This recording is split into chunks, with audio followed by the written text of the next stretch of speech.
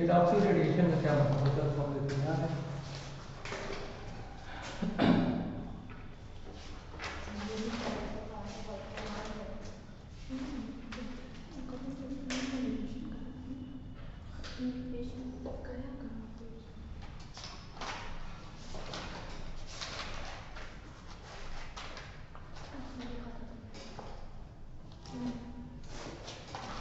तो adaptive radiation में क्या होता है कि एक सिंगल पॉइंट से जो है वो कोई स्पीसीज माइग्रेट हो गई, अब डिफरेंट जियोग्राफिकल एरियाज में ले गई। सपोज ये देखिए,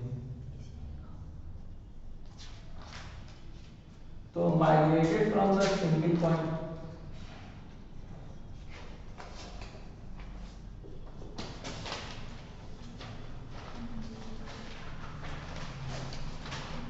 सिंगल पॉइंट से माइग्रेट होती है।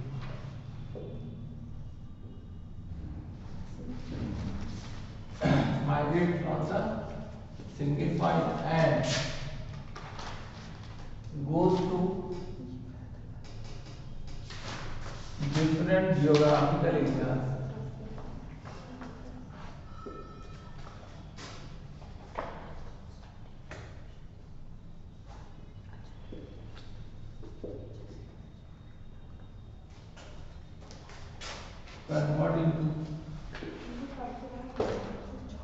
Converted into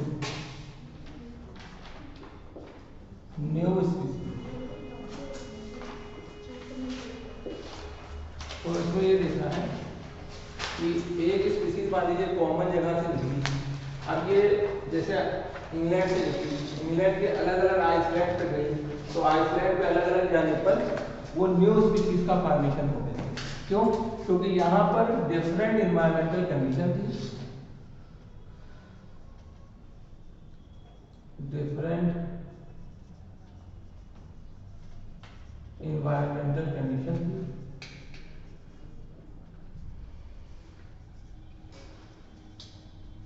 और वहां पर नई स्पीसीज का फॉर्मेशन हो। तो इसी को हम लोग कहते हैं एडॉप्टिव रेडिएशन। अब इसमें जैसे एग्जाम्पल हम लोगों ने देखा था कि बीक का जो साइज है, beak size of insect eating, insect जो खाती चिड़िया, insect eating bird are different from seed eating. तो सीड ईटिंग और इंसेक्ट ईटिंग में डिफरेंट रहता है। सीड ईटिंग बर्ड, तो सबसे पहली बात क्या है कि जो कॉमन लोकेशन है, कॉमन लोकेशन से या कॉमन पॉइंट से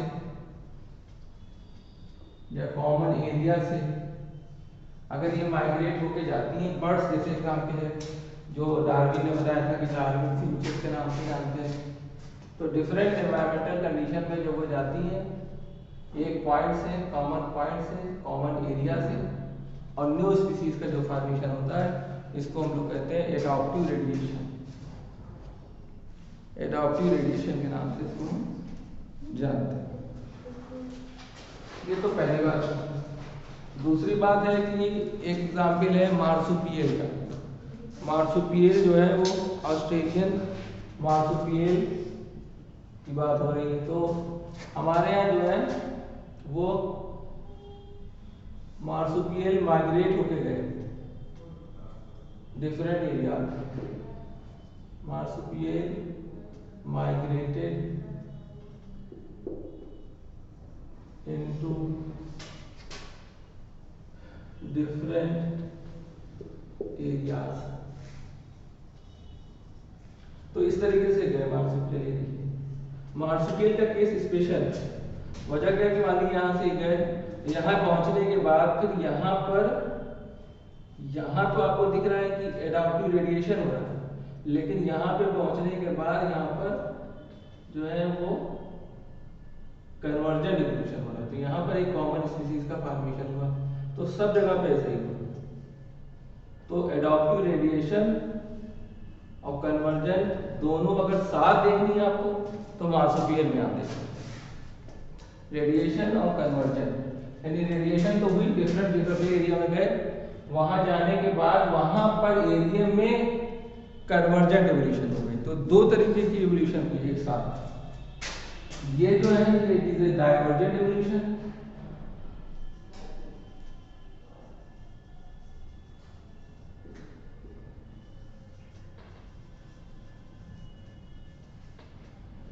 और ये क्या है, ये है कन्वर्जेंट एवोल्यूशन।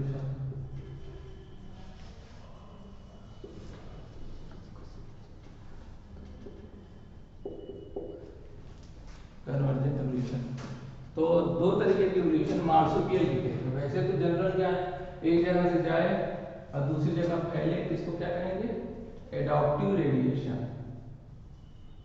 एडाप्टिव का मतलब होता है वहां जाकर वहां की कंडीशन को एक्वायर कर लिया।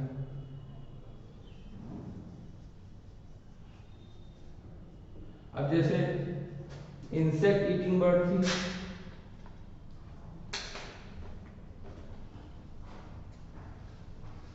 इंसेक्ट ईटिंग बर्ड जो है कन्वर्टेड इनटू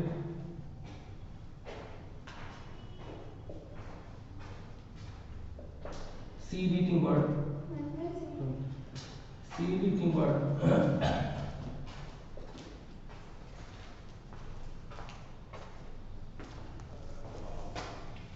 तो इंसेक्ट ईटिंग बर्ड जो है सीड ईटिंग में अगर कन्वर्ट हो गई तो एडाप्टिव रेडिएशन हो गया।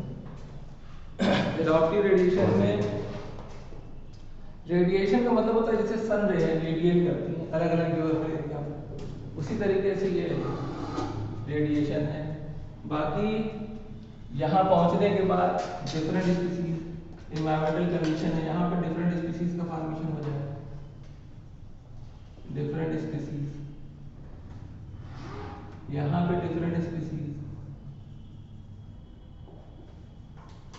और यहाँ पे भी डिफरेंट स्पीसीज।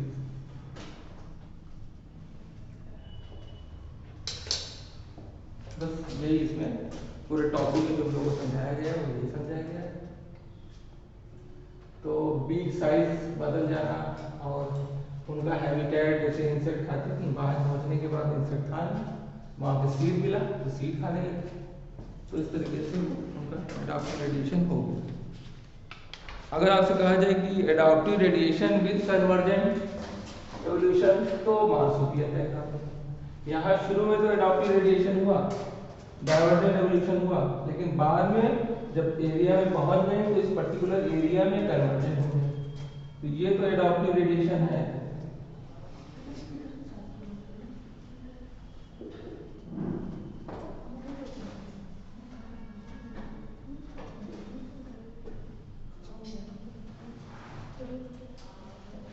एडाप्टिव रेडिएशन है।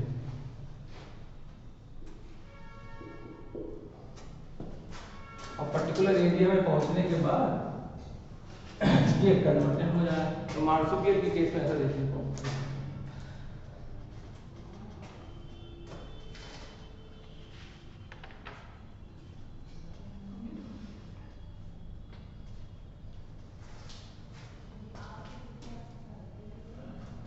ये नोट कर लो, उसके बाद फिर आगे चलें।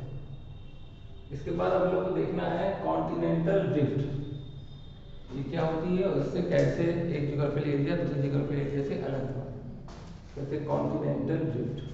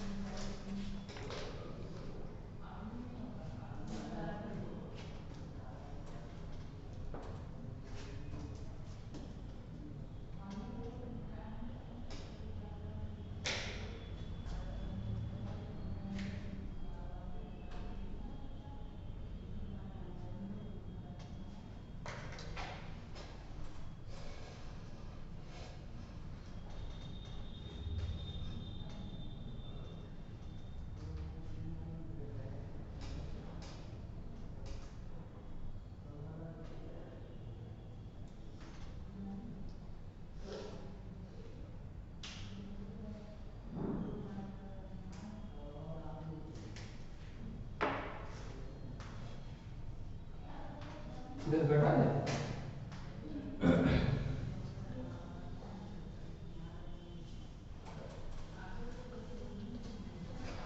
अब जो हमारा जो नेक्स्ट टॉपिक है that is the continental drift.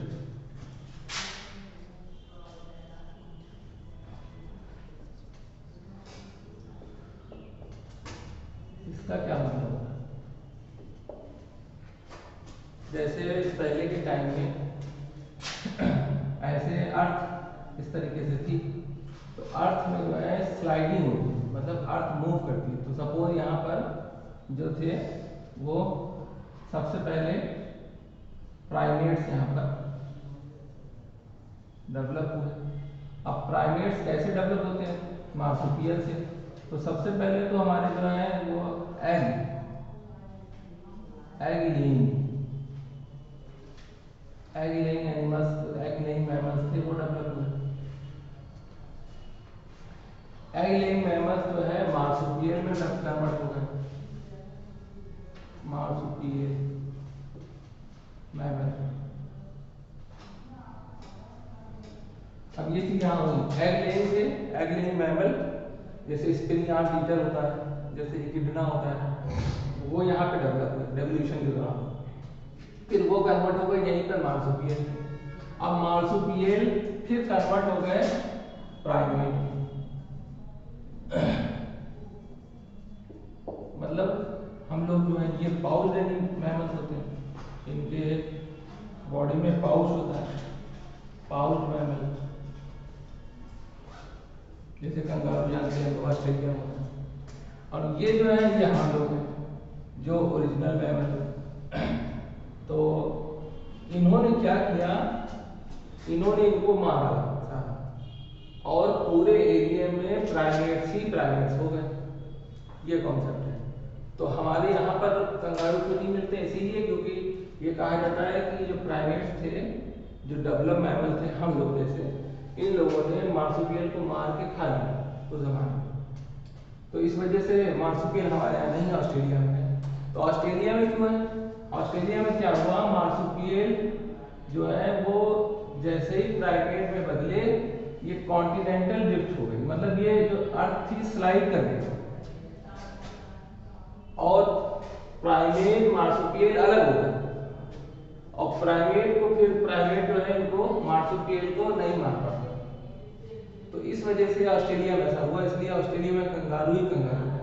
वहां पर उनको मारने के लिए कोई जो स्पीसीज डेवलप हुई वो वहां पर मौजूद नहीं, क्योंकि कॉन्टिनेंटल ड्रिफ्ट हो गई। तो कॉन्टिनेंटल ड्रिफ्ट का मतलब होता है पूरी अर्थ स्लाइड कर जाता है, और स्लाइड करके north zone, south zone, south zone, north zone में जाके मिल जाता है। ये अभी भी हो रहा है। तो बहरहाल थ्योरी के हिसाब से यही कॉन्सेप्ट हमारे यहाँ माना जाता है कि जो पूछते हैं कि ऑस्ट्रेलिया में सिर्फ कंगारू ही क्यों है, हमारे यहाँ कंगारू क्यों नहीं है वहाँ। तो उसका रीजन, साइंटिफिक जो रीजन है वो साइंटिस्ट ने दिया है, वो ये दिया। ठीक, तो इसमें थोड़ा लिखना पड़ेगा, बस इसको थोड़ा इतना बना लो, इसके बाद इसमें बोल देंगे जो थ्योरी साइंटिस्ट ने बताई है वो थ्योरी को लिखना है।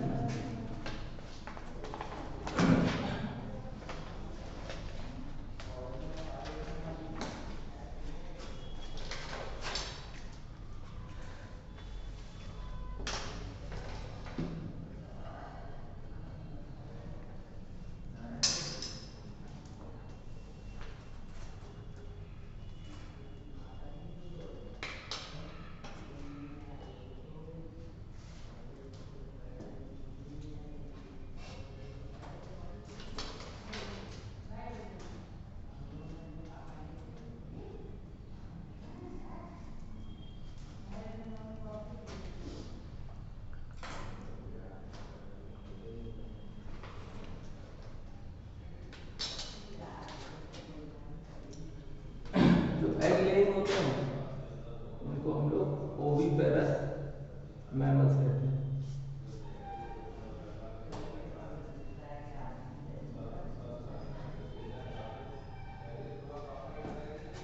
और ये जो है viviparous mammal.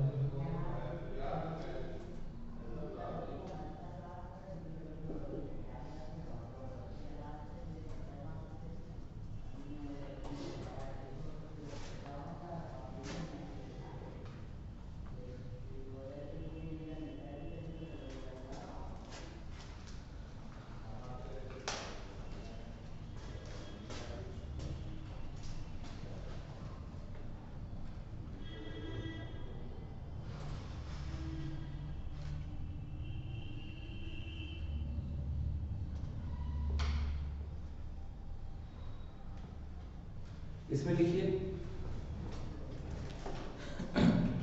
mammals are more intelligent. Mammals are more intelligent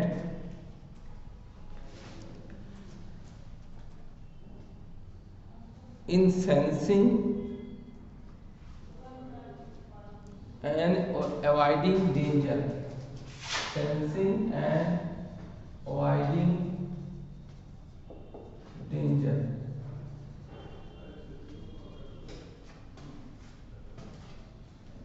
Sensing and avoiding danger.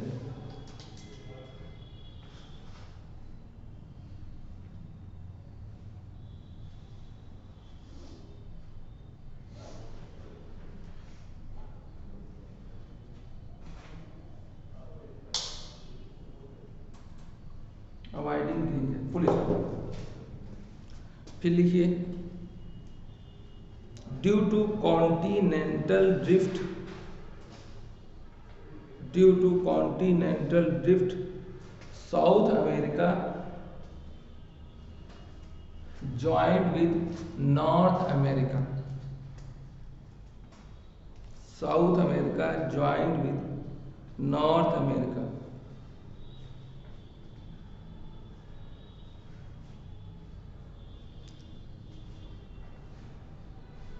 comma these animals are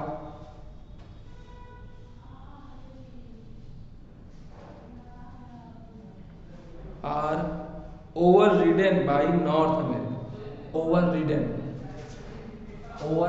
by North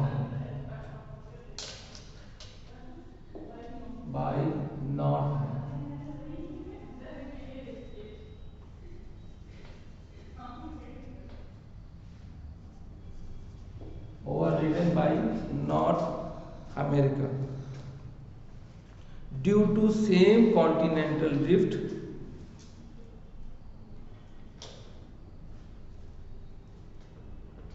continental drift paused mammal, due to same continental drift paused mammals of Australia survived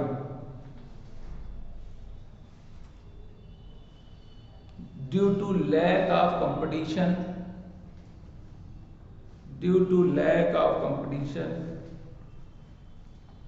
from any other mammals, due to lack of competition from any other mammals। तो ये चीज़ जो है continental drift में हम लोग को देखनी, competition नहीं था तो वो बच गए, ऐसा कहा हुआ वो ऑस्ट्रेलिया में। इसी तरीके की कॉन्टिनेंटल ड्रिफ्ट जैसा कि एक एग्जाम्पल ऊपर दिया है कि साउथ अमेरिका नॉर्थ अमेरिका से अलग हो जा रहा है या जुड़ जा रहा है, तो इससे जो है कुछ स्पीसीज बच जाती हैं, कुछ स्पीसीज मर जाती हैं। तो ये चीज़ें अर्थ में चलती रहती। तो इतनी बात हमारी खत्म हो गई। अब इसके बाद फिर जो है हमको कुछ पॉइंट्स लिखने हैं कि जैसे डायनासोर कब डेवलप हुए, कब वो खत्म हो गए, डायनासोर में कितने टाइप के डायनासोर होते हैं, तो ये चीज़ें हमें लिखनी है। तो इसमें लिखिए पहला पॉइंट है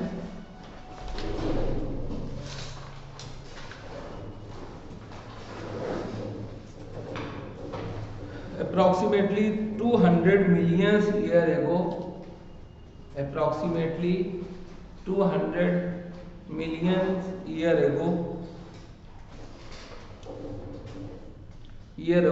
reptiles of different shape, reptiles of different shape and sizes dominated in earth,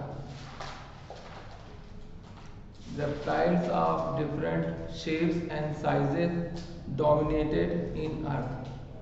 अब क्या समझा रहे हैं, 200 साल पुराने से लेके चल रहे कि 200 साल पहले एकदम से क्या हुआ, जो बड़े बड़े रेप्टाइल से डायनासोर की तरफ जा रहे हैं, रेप्टाइल एकदम से डोमिनेट करने लगे और रेप्टाइल बड़े खतरनाक, मतलब 20-20 फीट के ऊंचे डायनासोर वो डेवलप करने लगे। तो डेवलपमेंट जो रेप्टाइल का शुरू हुआ कब से हुआ, 200, यही डाटा बस याद रखना है। कब खत्म हुए, कब डायनासोर, कब टायरानोसॉरस, ये सब चीजें इसमें याद करनी रहती है। चलिए इसके बाद फिर दूसरी पॉइंट है, नेक्स्ट पॉइंट, स्टार बना के ऐसे छोटे छोटे पॉइंट करके लिखिएगा ताकि ये ऑप्टिक लगा लीजिएगा, समझने से बहुत अच्छे से पॉइंट लिखिए। कोल डिपॉजिट्स, कोल, हाँ, coal deposits of present time, of present time is due to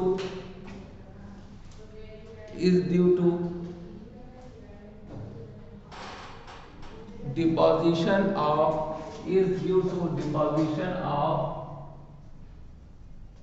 giant funds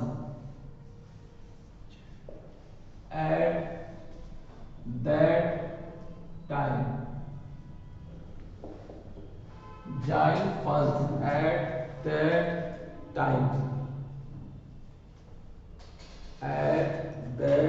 time, तो इनका मतलब जितना आज तेल निकल रहा है, कोयला निकल रहा है, ये सब कहाँ से है? ये सब उस जमाने में बड़े बड़े, उसी जमाने में 200 साल पहले, 200 मिलियन ईयर पहले, उसी जमाने में ढेर सारे जो फंड्स थे वो मर गए और धरती में दब गए, उसकी वजह से प्रेशर पड़ा अर्थ का, और वो जो लकड़ी थी वो पेट्रोल में, कोयले में, इसमें कन्वर्ट, ये कॉन्सेप्ट है। तो पूछा जाएगा कि किसके डिपोजिशन से, ब्रायोफाइटा, टेरिडोफाइटा, जिम्नोस्पर्म, एंजियोस्पर्म, तो टेरिडोफाइटा। इसके बाद की दूसरी थ्योरी देखिए, अप्रोक्सीमेटली 2 लिखिए, approximately 200 million year ago इक्थियोसारस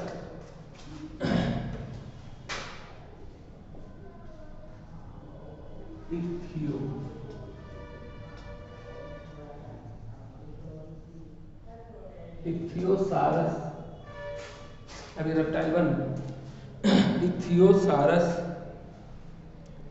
are developed,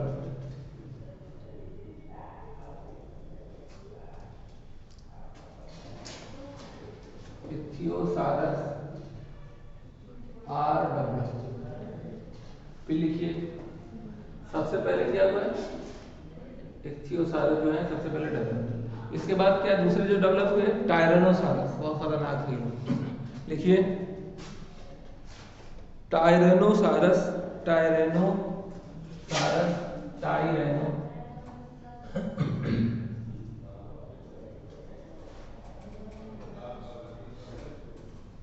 टायरानोसारस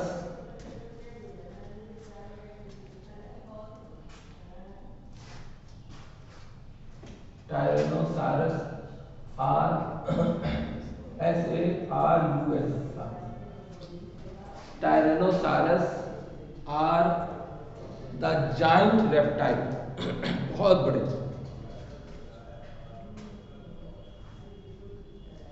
approximately 20 feet in height, approximately 20 feet in height, तो फीट इन हाइट, बहुत खतरनाक और बड़े जो है टायरानोसारस।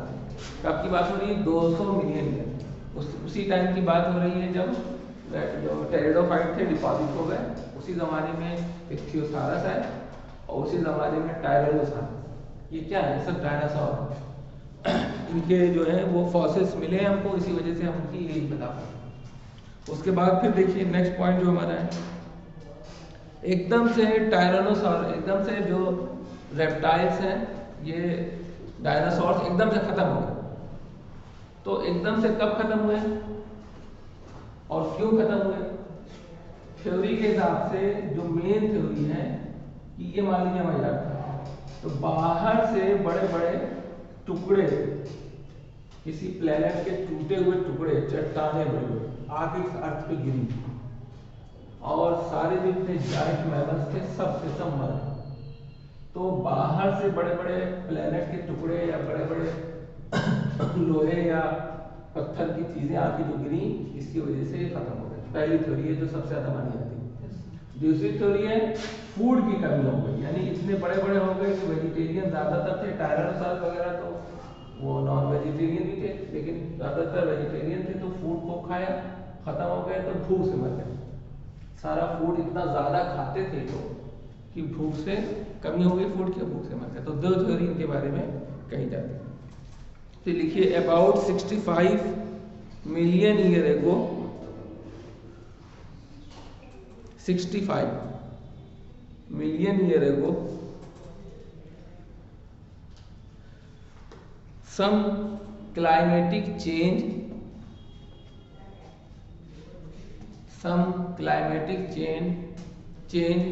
killed the dinosaurs. Some climatic change killed the dinosaurs. Killed the dinosaurs. फिर लिखिए इसमें some scientists believe that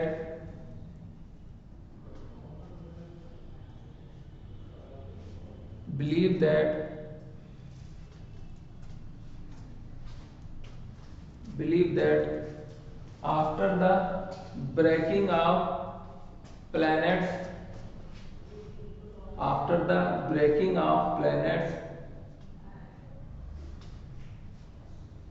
of different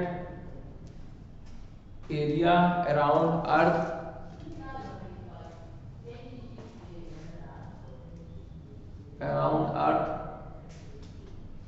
the pieces of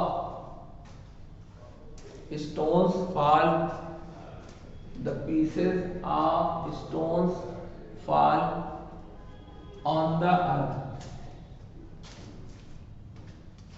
which kill the dinosaur.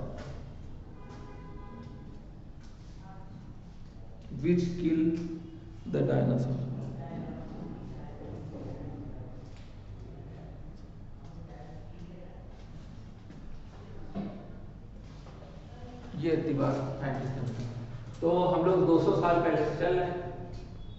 उस टाइम टेरिडोफाइटा, उस टाइम टायरानोसॉरस, और कब खत्म हो गए डायनासोर? 65 मिलियन। कब पैदा हुए? 200, यानी 200 मिलियन ईयर से 65 मिलियन ईयर की रेंज में डायनासोर। यही डाटा मुझे। इसके बाद फिर क्या, अब जैसे एक क्वेश्चन इसमें ये पूछते हैं कि ओविपेरस जो मैमल्स होते हैं उनका सर्वाइवल रेट ज़्यादा है कि विविपेरस का, और क्यों? तो ओविपेरस जो मैमल्स होते हैं वो हमारे यहाँ भी ओविपेरस मैमल है। जैसे मैमल के बारे में कहते हैं कि जो विविपेरस हो या जो बच्चे देने वाले मैमल्स हैं वही मैमल्स हैं, तो ऐसा नहीं। मैमल्स तो हैं जो हमारे एंसेस्टर्स हैं वो बच्चे नहीं देते थे, अंडे वो देते थे। तो अंडे में सर्वाइवल रेट कम होती है क्योंकि ब्रेकिंग की चांसेस उसमें ज़्यादा होता है अंडे में। तो अंडे वाले जो थे वो सर्वाइवल उनका काफ़ी कम था। इस वजह से नेचर ने क्या किया, बच्चे देने वाले मैमल्स को नेचुरल सिलेक्शन करके डेवलप कर लिया, अंडे देने वाले धीरे धीरे करके ख़त्म हो। तो अब रीज़न क्या है कि उसमें ब्रेकिंग के चांस रहते हैं, प्रोटेक्ट नहीं हो पाता है। बच्चे देने वाले जो होते हैं वो, अब बच्चे देने अंडे देने में क्या फर्क है? सबसे बड़ी चीज क्या है कि बॉडी के अंदर, ये बॉडी के अंदर एग दोनों में बनता है, बच्चे देने वाले और अंडे देने वाले दोनों। अंडे देने वालों में क्या होता है कि ये जो एग है ये अंदर फर्टिलाइज होता है और फर्टिलाइज होकर बाहर एग ही के फॉर्म में निकल आता है अंडे देने वाले। तो एग तो दोनों में, और एग दोनों में अंदर फर्टिलाइज हो रहा है, मैमल में अंदर फर्टिलाइज हो रहा है बॉडी के अंदर।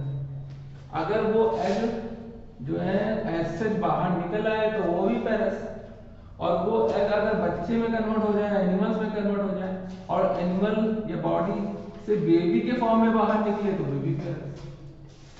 तो एग दोनों में, तो ये डिफरेंस है। तो ये वाला जो है ज्यादा प्रोटेक्ट, क्योंकि मैमल्स की बॉडी में होता है, यहाँ पे प्रोटेक्शन ज़्यादा है, इन्वायरमेंट फेवरेबल है, यहाँ पे डेवलपमेंट इसका अच्छा हो जाता है। तो जब बाहर ये बॉडी के आता है तो रेजिस्टेंट हो जाता है और बाहरी इन्वायरमेंट के जो इफेक्ट्स हैं उनको वो टॉलरेट करता है। लेकिन जो एग नहीं है ये अगर बाहर आता है तो बाहर इसको फिर जो है वो हैच करने में, अंडे निकलने में काफी ज्यादा अंडे दूसरे प्रीडेटर्स खा लेते हैं और दूसरे एनिमल्स उनको तोड़ देते हैं और जिसके अंडे होते हैं उसी से टूट जाते हैं। तो डायनासोर जो थे वो अंडे देने वाले थे। तो अब आप पूछेंगे अंडे देने वाले कौन कौन है, तो जैसे फिशर है, ये अंडे देने वाली है। अब फिशर में भी दो तरीके की फिशर है, एक होती है कार्टिलेज वाली फिश जिसकी बॉडी कार्टिलेज की बनी होती है, एक होती है जो जिसकी बॉडी बोन की बनी होती है। तो कार्टिलेज वाली जो होती है वो बीवी पैरस होती है, मतलब बच्चे देती है। अब बच्चे देने अंडे देने बस इतना ही है, अंडा काफी देर तक अंदर रुक गया, यहीं पे बच्चा निकल आया सपोज, तो क्या हुआ, बच्चे बाहर बॉडी से निकल रहे हैं तो बीवी पैरस कहते हैं। या फिर अंडा जो है वो उसके ऊपर शेल नहीं है और यहाँ पर वो एम्ब्रियो में, एम्ब्रियो से फिर फीटस में कन्वर्ट हो गया और फिर बाहर निकला, तो ये बच्चे देने वाले हो गए। तो ज्यादा फर्क नहीं है कितनी देर में बॉडी से बाहर निकलता है, इस बात पे सब डिपेंड है। तो जो बच्चे देने वाले थे वो ज्यादा सर्वाइवल उनकी थी बनिस्बत अंडे देने वालों की। ये रीजन की वजह से मैमल ज्यादा डेवलप्ड हैं आज की डेट में, ज्यादा कामयाब हैं मैमल्स। ठीक है, इसके बाद फिर चलिए, इसके बाद अब हम लोग को क्या करना है, एवोल्यूशन ऑफ मैन जो सबसे इंपॉर्टेंट है इस जो है चैप्टर में, वो है एवोल्यूशन ऑफ मैन।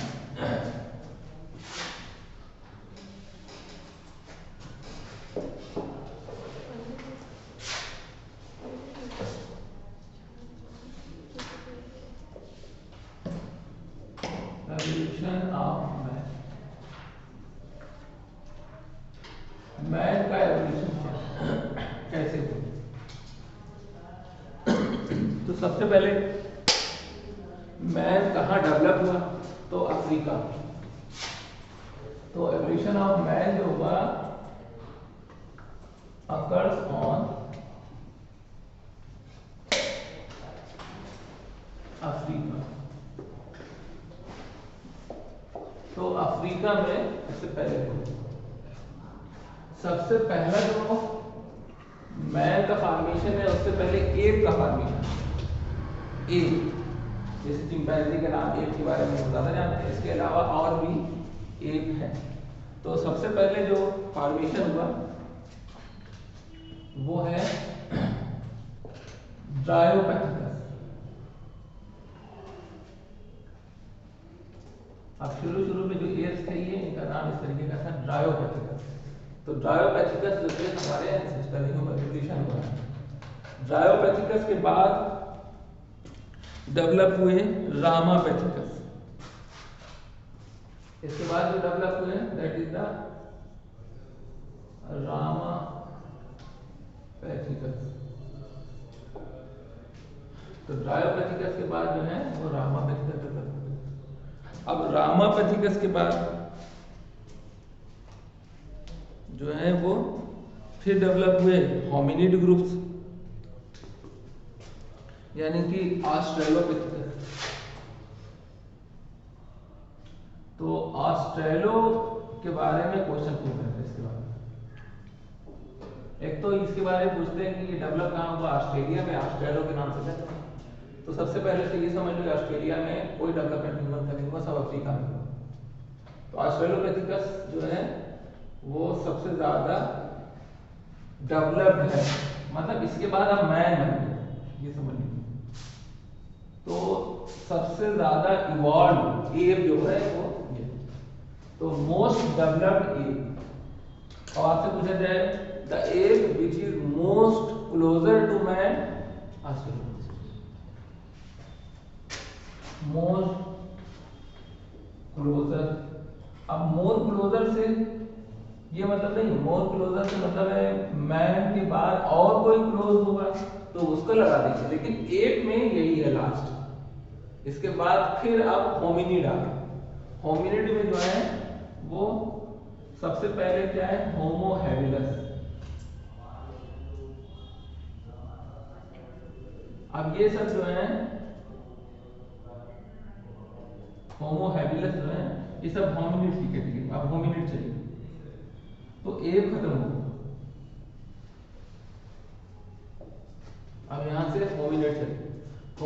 हैबिलस के बारे में बात करते हैं। तो प्री हिस्टोरिक मैन में पहला ये प्री हिस्टोरिक मैन में 3 मैन हम लोग पढ़ेंगे, होमो हैबिलस, होमो इरेक्टस और होमो पैकिंगेंसिस। उसके बाद फिर मॉडर्न मैन में 2 पढ़ेंगे, निएंडरथालेंसिस और क्रो-मैग्नन। तो ये प्री हिस्टोरिक मैन जो है होमिनिड में आते हैं, इनको हम लोग कहते हैं प्री हिस्टोरिक मैन। पहली बार मैन यहाँ से फिर हो, ये सब एप हैं, सब जो है वो सब एप, और यहाँ से जो है प्री हिस्टोरिक मैन यहाँ से। तो होमिनिड में आ गए होमो हैबिलस। अब होमो हैबिलस के बारे में जानना है कि इसकी क्रेनियल कैविटी, इन सब की क्रेनियल कैविटी सबकी होती है, गोरिल्ला, चिंपैंजी और ओरांगुटान ये सब इसी कैटेगरी यहाँ की रेंज में है सब, लेकिन उनकी क्रेनियल कैविटी हमारे यहाँ नीट में नहीं पूछी जाती, हमारे यहाँ जितनी बुक में प्रिस्क्राइब है क्रेनियल कैविटी 3। तो क्रेनियल कैविटी मतलब सर का साइज, इससे इंटेलिजेंट नापा जाता है, जिसका सर का साइज बड़ा होगा वो इंटेलिजेंट होगा। तो क्रेनियल जो कैविटी है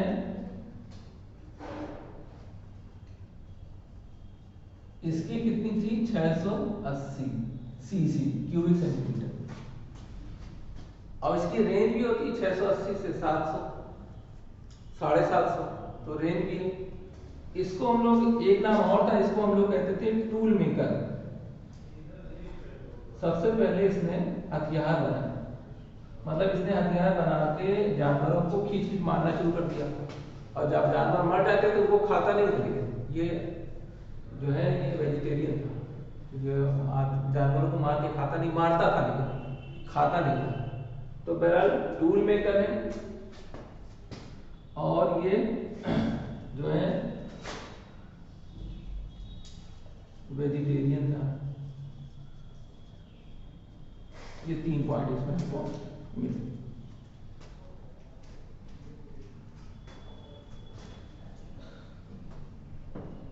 इसकी रेंज भी आप लिख सकते हैं कि 680 से 800 की रेंज इसकी लिख सकते हैं। जो मेन पूछा जाने वाला क्वेश्चन है वो इसी में से दिया, क्रेनियल कैविटी सबकी पूछी जाती है। इसके बाद ये जब डेवलप हुआ तो फिर बना होमो इरेक्टस। तो इसके बाद होमो हैबिलस के बाद हम यहां से लिखते हैं होमो इरेक्टस। अब होमो इरेक्टस, इरेक्टस ओरिजिनल में नाम था इसका, तो होमो इरेक्टस इसको कहते हैं। तो ये 800 तक हो गई यहाँ पे, तो 100 बढ़ा लो 900, तो इसकी क्रेनियल कैविटी कितनी थी, 900। होमो इरेक्टस कहते थे, और इसका नाम एक और था जावा मैन, और इसकी क्रेनियल कैविटी थी 900 सीसी। क्रेनियल कैविटी 900 सीसी की इसकी क्रेनियल कैविटी थी।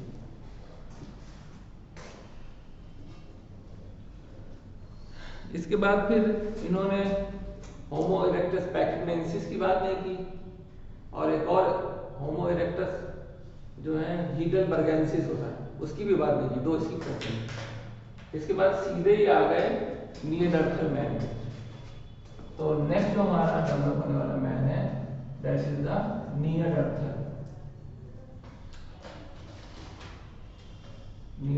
मैन। अब निएंडरथल जो मैन था, ये इसकी क्रेनियल कैविटी एकदम से बढ़ गई, 1400 सीसी की होगी। इसकी रेंज 1400 से 1700 तक की। तो निएंडरथल मैन था। अब निएंडरथल मैन के बारे में कहा जाता है कि काफी ये एडवांस था, और ये पेंटिंग वगैरह बनाता, अपनी केव्स में रहने लगा। तो लाइव इन केव्स, ये मतलब गुफाओं में, पत्थर की जो गुफाएं अपने यहाँ बनी रहती हैं, तो लाइव इन केव, और ड्रॉ पेंटिंग। अब पेंटिंग का मतलब पत्थर से शक्ल वगैरह बनाता था अपने बच्चों वगैरह की। और ये मांसाहारी था, ये मांस खाने लगा। तो 1400 सीसी की थी ये, इसकी कैविटी थी और ये निएंडरथल मैन था। अब इसके बारे में पूछा जाता है ये किस टाइम डेवलप हुआ होगा, तो लगभग जो है 40,000 से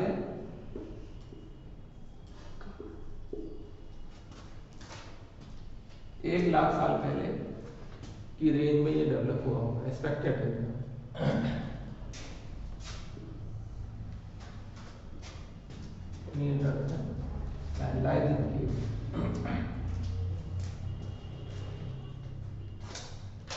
इसके बाद फिर जाहिर सी बात है, इसके बाद हम लोग का ही नंबर है। क्रो-मैग्नन मैन के बारे में भी इन्होंने कुछ दिया नहीं। इसके बाद डेवलप होता है क्रो-मैग्नन मैन। क्रो-मैग्नन के बारे में इन्होंने पूरा स्किप कर दिया। क्रो-मैग्नन के बाद सीधे हम लोग क्या कहेंगे, होमो सैपियन। तो अब हमारी जो कैटेगरी है that is the Homo sapiens.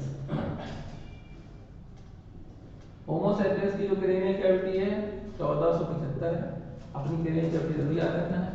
और इस टाइम जो है वो एग्रीकल्चर का फॉर्मेशन, चीजों को हम लोग उगाने लगे जमीन में, एग्रीकल्चर रेवोल्यूशन जो है इसी टाइम हुआ, होमो सैपियंस के टाइम। और लगभग ये जो ईयर था वो 10,000 से 18,000 साल का पहले एग्रीकल्चर का उदय हुआ। 10,000 से 18,000 ईयर्स एग्रीकल्चर का जो उदय हुआ वो इस टाइम।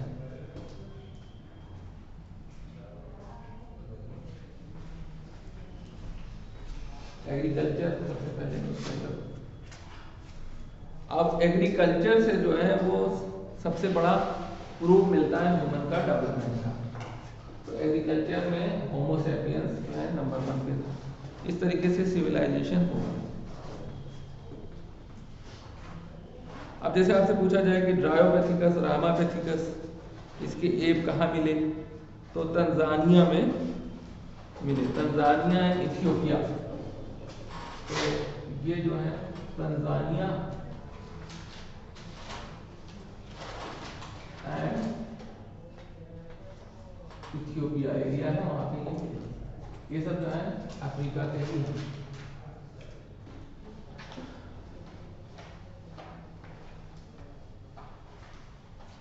एक मोर क्लोजर टू ऐसी बात मैन क्या है, ऑस्ट्रेलोपिथेकस। और ऐसा सबसे क्लोज मैन कौन है भाई, होमो सैपियंस में सबसे क्लोज कौन है, निएंडरथल। अब क्रो-मैग्नन दिया नहीं है तो हमको फिर उसी हिसाब से लगाना है। और इसके क्लोज कौन है, अगर ये ऑप्शन में नहीं है तो क्लोज होमो इरेक्टस लगाओगे, ये भी ऑप्शन में नहीं है तो क्लोज होमो हैबिलस लगाओगे, ये भी नहीं है तो इसको लगाओ। तो ये ऑर्डर जरूर समझ लें। हम लोग के सबसे करीबी कौन है, तो सबसे करीबी वो है जिससे हम बाद में डेवलप। तो ऑप्शन इसमें जरूर ध्यान रखना है, एक ही चीज नहीं कि ड्रायोपैथिकस, मान लो कोई ऑप्शन है ही नहीं, केवल ड्रायोपैथिकस है, और ड्रायोपैथिकस भी नहीं है, गोरिल्ला, चिंपैंजी और ओरांगुटान है, तो वो लगाना करीब तो वही हुआ ना फिर, जब ये ऑप्शन नहीं है। इसलिए इनका ऑर्डर थोड़ा सा आपको याद रखना है। और मेन जो काम है आपको सबसे ज्यादा इंपॉर्टेंट तो होमो इरेक्टस है। ये कई बार रेगुलरली पूछा, जावा मैन के नाम से जानते हैं। इसके बाद फिर पेगिंग मैन होता है, इसके बाद हीडलबर्गेंसिस होता है। तो ये सारे मैन सब स्किप किए हुए हैं, इसमें बहुत ही कम मतलब थोड़ा सा दिया है, लेकिन बहुत कोई इसमें बुरी बात भी नहीं है क्योंकि ये बहुत डिफिकल्ट टॉपिक है, इसमें बहुत ज़्यादा कॉम्प्लेक्सिटी बहुत है, तो इसलिए थोड़ा कम है तो अच्छा ही है। और पूछते भी नहीं ज़्यादा बाहर का, ये भी बात कि जो जितनी बात हम लोगों ने यहाँ लिखी बस उतनी ही आपको याद है। अब जैसे ऑस्ट्रेलोपिथेकस के बारे में कह रहे हैं कि ये फ्रूट खाते थे, stone weapon but essentially eat food. तो अब ये जो है मतलब फूड वाले थे सही। जावा मैन जो है मांस खाना शुरू किया था। इसके बारे में पहले कहते थे कि मारता तो खा लेता हो, लेकिन मारता तो था, खाता नहीं था। तो ऑस्ट्रेलोपिथेकस के बारे में कहा जाता है कि ये फ्रूट खाता था, फ्रूट ईटिंग, फ्रूट के ऊपर ये डिपेंड करता था, फ्रूट के लिए फ्रूट को खाता। अब जो भी जंगली फ्रूट्स को अवेलेबल रहता है वो खाता है। इस तरीके से ये चैप्टर जो है हमारा फिनिश हो गया। तो होमो सैपियंस, जैसे होमो इरेक्टस से पूछे आपको ईयर 1.5 मिलियन ईयर, अब होमो इरेक्टस 1.5 मिलियन, सोचो कि कितना पुराना। 1.5 मिलियन का मतलब 1 मिलियन 10 लाख का होता है, यानी 15 लाख साल पुराना ये हमारा पूर्वज है होमो इरेक्टस। अब जिसकी शक्लें देखनी है तो शक्लें आप बुक में देख सकते हैं, बुक में ये शक्लें हैं इस तरीके से। अब धीरे धीरे ये जो है ये डेवलप हुआ, यहाँ से ये, यहाँ से फिर ये हम लोग हैं, ये यहाँ से डेवलप।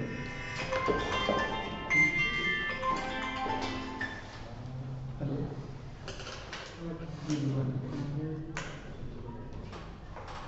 नहीं 9 बजे की नहीं, वो 11 बजे की है हमारी, 11 से 12 बजे। हाँ हाँ कहा था, लेकिन हमने उससे मना कर दिया। हाँ कल रात में फोन आया था उनका, तो हमारी बात कुछ हुई थी, लेकिन फिर बाद में हमारा सेट नहीं हो पाया था ना। ठीक, तो हमारी 11 से 12 है ना।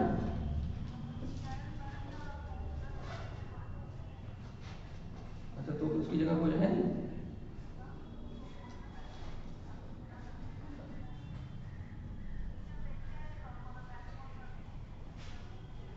ठीक, हम पूछ लेंगे। ठीक,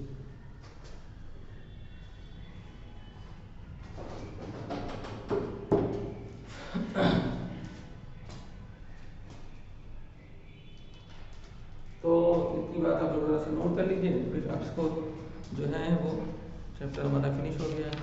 अब इसके बाद नेक्स्ट चैप्टर जो हमारा शुरू होगा